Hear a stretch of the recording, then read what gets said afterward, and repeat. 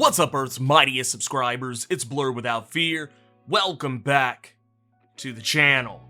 Alright, today's video we're going to be talking about Punisher, number 3 by Jason Aaron, Jesus Saiz, and Paul Azaceta. And in this video, we are going to talk about Punisher's first kill and why his resurrected wife, Maria, is already starting to crack. We're going to talk about all this and more right now, but first, let's hit that intro. You can't see me, you Stevie, wondering how I reach more evolutions than Evie, and make it look easy.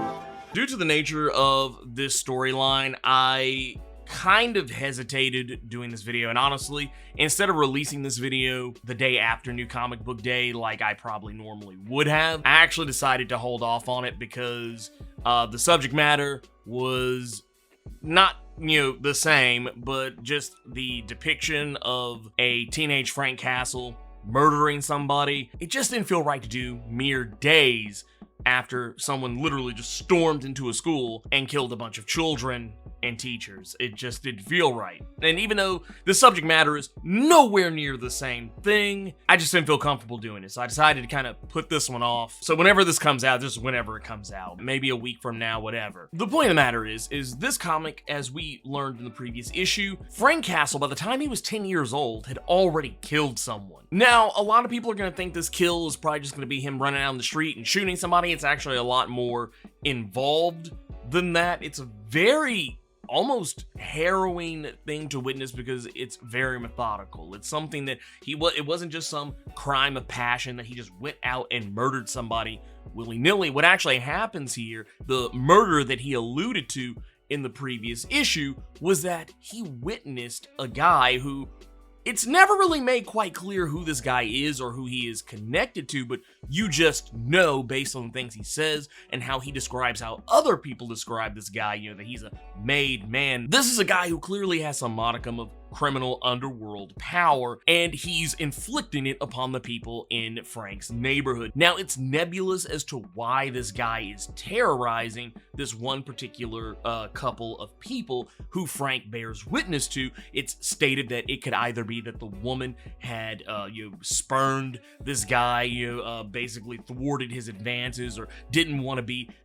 sexually intimate with him, or that maybe she was his wife or girlfriend and she was caught cheating, or the guy in question was somebody who owed him money or had insulted him in some other way. It's never clearly stated why this guy is actually attacking these two people, but he brutally beats them to death wearing brass knuckles. And Frank talks about how everyone in the neighborhood ignores it. There are people out in the streets who just turn their heads, look the other direction. There are people literally, they close their windows, they don't want to see what's happening. And even Frank's own parents tell him that, yeah, don't worry about it. This isn't something you need to think about. This isn't something you need to talk about.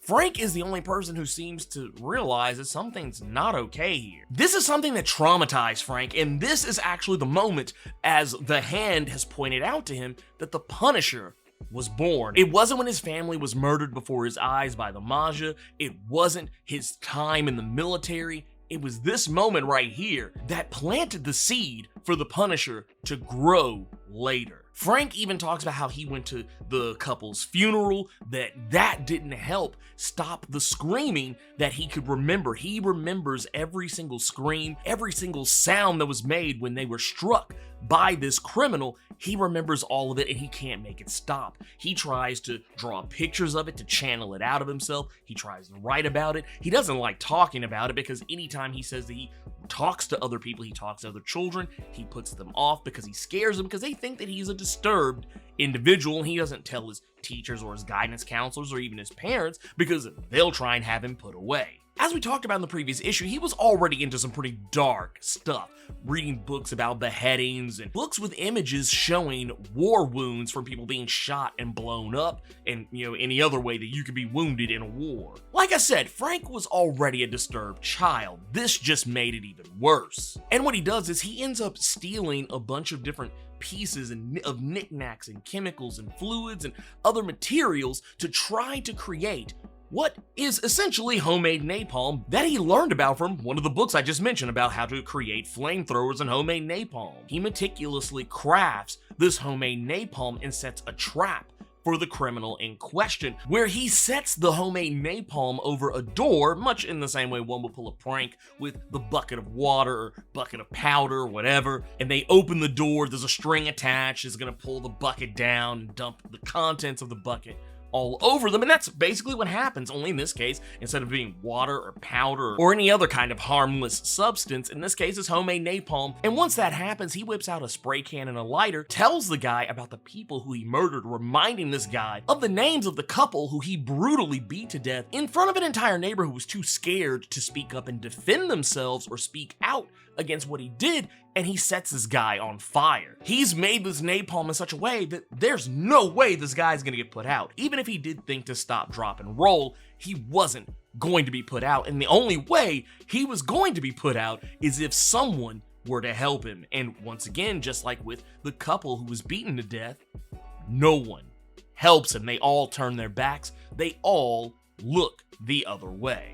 And the things to take note of here with this is just how meticulous Frank is with planning this. He's drawn out schematics, he's done the research, he's figured out how to add extra, materials and substances to the napalm that he's making to make it even more thick. That way it makes it even more impossible for this guy to put himself out. Also notice that he's wearing the mask of what is ostensibly his favorite superhero, the superhero who he is inspired by to do good, Captain America. And what makes it even more ominous is after this guy is set ablaze, as Frank is looking down, a young 10-year-old Frank, mind you, is looking down upon his good works, the smoke that rises up creates the patented Punisher logo. Now, we've already talked about how Frank is gaining all of these new abilities, the eyes of the beast that allow him to see and hear the things that people are thinking. He could just know things about a person. There's a point where we had saw in the previous issue that he knew that one of the apostles of Ares had a bomb attached to him that would go off should his heart stop, even though the guy didn't tell him. And in this issue, we see yet again where he gets the information about who is behind the Apostles of War out of a guy that he's torturing, even though the guy didn't say anything, with Frank mentioning that he just heard what the guy was screaming inside, even though he said nothing. But it's here where we start to see the seeds planted for the Hand betraying Frank Castle, which honestly, it's kind of obvious that this was going to happen. I mean, it's the Hand. It goes back to the old adage of the scorpion and the frog. If you're unfamiliar with that, it's basically the story of the frog helping the scorpion cross the river because the scorpion can't swim. But the frog being afraid that the scorpion is just gonna sting him in the back. And the scorpion's like, well, why would I do that? And the frog, ignorantly, mind you, decides to help the scorpion out, thinking that the scorpion can fight back against their natural instincts. And lo and behold, midway across the river, the scorpion stings the frog, and when the frog asks, well, why did you sting me? The scorpion says, because I'm a scorpion. This was always going to happen. This is going to end in the only way that it can and the only way that it should. The Hand is ultimately going to turn on Castle. Now, the reason why is because the Punisher is trying to change them. Now, the tenets of the Punisher's agreement with the Hand, in order to lead the Hand, what they gave him in turn was to give him his wife, Maria, back. The wife who was killed by the Maja. Now, the other side of that is that Punisher dictated that the Hand only kills who he wants them to kill. And there's a point in this issue where the archpriestess of the Hand presents two aggrieved Hand ninjas who, for all intents and purposes, have done, well, terrible things to one another. One of the ninjas has spoken disrespectfully about the other, so the ninja who was insulted cut out the offender's tongue, which is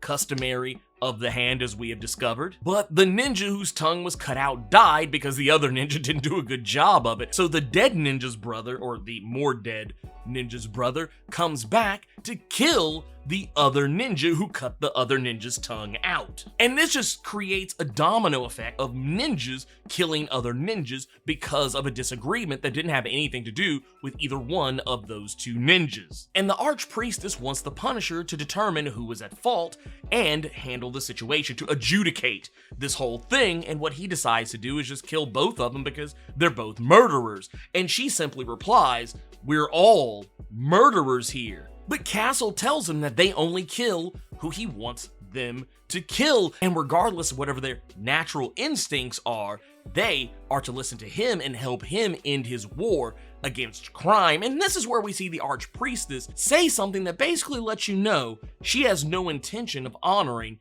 that part of the agreement. As she mentioned in the previous issue, war, conflict, all of those things are forever. Those are things that fuel the hand, and that there's no reason she would ever want to stop it. Why would someone who thrives on killing and murdering, why would they ever want any of those things to ever stop? And I'm gonna go ahead and limit and say right now, even though the hand is technically pitted against the Apostles of War, who are led by the god of war himself, Ares, I get a feeling one of two things is gonna happen. She's either gonna make sure that Frank is gonna level up his corruption to the hand to the point that he won't be able to have this holier than thou, at least in their eyes, approach to what they do, or at some point, she's gonna flip sides and give over the hand to Ares. But that said, she does mention that Maria Castle is freaking out about something right now, and she's freaking out about the children. She's starting to remember the day that her and the children were killed by the Maja. She doesn't necessarily remember being killed, but she does remember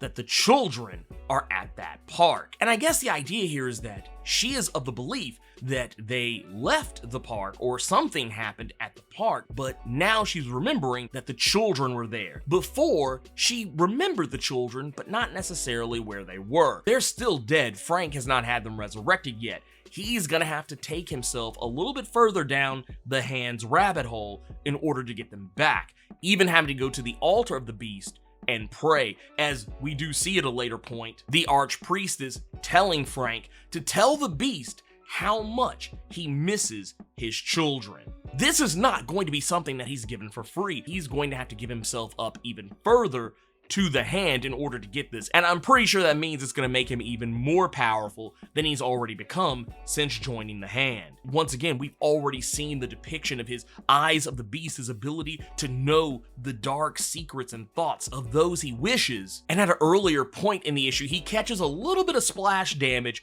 from what I think is one of the banner cannons from the previous issue that Hydra is using. He catches just a smidgen of splash damage that burns his face, and over the course of the issue, we see, over time, those wounds fade, so he has some level of a healing factor. Either that or there was some artistic license taken with a particular shot. But throughout the course of this comic, we see those burn marks slowly start to go away as the issue closes out. Ares is powerful enough that a bunch of hand ninjas are nothing to him. He wants the Punisher more than anything else, and he is going to kill every hand ninja he can get his hands on until he gets the Punisher. And I think by the time he does face off with the Punisher, Frank Castle will be a little bit more leveled up to where he can be an actual match for the God of War. Because honestly, as it stands, even before all this, Ares would literally just rip this guy in half and go on about his way.